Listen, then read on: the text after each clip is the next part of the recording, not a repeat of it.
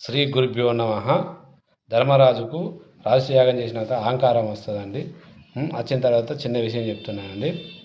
అయితే రాజసూయాగము అశ్వమేధ యాగం చేసినాక ధర్మరాజుకు చిన్న గర్వం వస్తుంది. గర్వం వచ్చిన తర్వాత ఏ చిన్న దోషం ఉన్నా కానీ వైకుంఠం పోయేటందుకు అలౌట్ ఉండదు.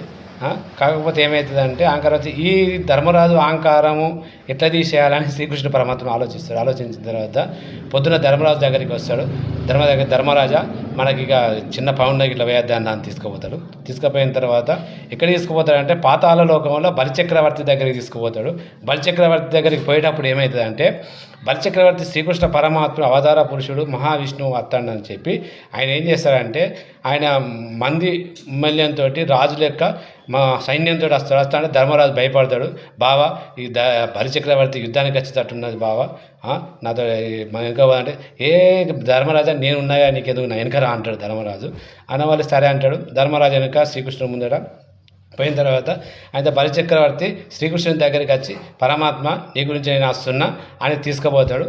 తీసుకుపోయి ఆ బలిచక్రవర్తి పీఠం మీద రాజసింహాసనం ఉంటుంది కదా, ఆ సింహాసనం మీద శ్రీకృష్ణ పరమాత్మను కూర్చుండబెట్టి ఆయనకు పాదాలు కడిగి ఆ గంధం గింధం పన్నీరు గిన్నీరు అన్నీ సెంటర్ అన్నీ పూసిన తర్వాత పూస్తా అంటాడు. పూసి దండం పెట్టి పరమాత్మ మీద ఎందుకు వచ్చిండు విషయం ఏంటి చెప్పంటే ఏం లేదు బలిచక్రవర్తి ఒక చిన్న మాట ఆయన ఎవరో తెలుసా అంటాడు.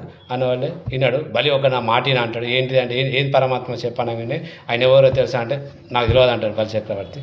అన్నవాళ్ళే ఆయన హస్తినాపురానికి రారాజు చక్రవర్తి అంటాడు. చక్రవర్తి అయితే ఏంటిది అంటాడు. అన్నవాళ్ళు ధర్మరాజా ఈ బలిచక్రవర్తి నేను చేసినవి ఉంటే చెప్పబోయాక బలిచక్రవర్తి అంటే నేను రాజసూయాగం చేసిన అశ్వమేధయాగం చేసిన వాళ్ళకి అంత బంగారం ఇచ్చిన వీళ్ళకి ఇంత ఇచ్చిన అని చెప్తా అంటాడు. అని చెప్పిన తర్వాత ఇప్పుడు రాజకీయ నాయకులు ఏమంటారు అంటే నేను ఏ పార్టీతో మనకు సంబంధం లేదు కానీ నేను ఆ పథకాలు ఇచ్చిన అద్దెవలు అవి చేసిన ఇద్దెవలు వేసిన ఫ్రీ బస్ ఇచ్చిన ఉచిత కరెంట్ ఇచ్చిన అవి ఇచ్చిన ఇవి ఇచ్చిన అంటాడు. అన్న తర్వాత ఈ బలిచక్రవర్తి ఏమంటాడు అంటే ధర్మరాజా ఒక చిన్న విషయం నీకు ఏమి ఇజ్జత్ అనిపిస్తలేదా, ఆ పథకం ఇచ్చిన ఈ పథకం ఇచ్చిన అంటే నువ్వు ఆ పథకం ఇచ్చినావు అంటే నువ్వు దేశాల పరిపాలన అంత దరిద్రంగా నువ్వు పరిపాలించినావు.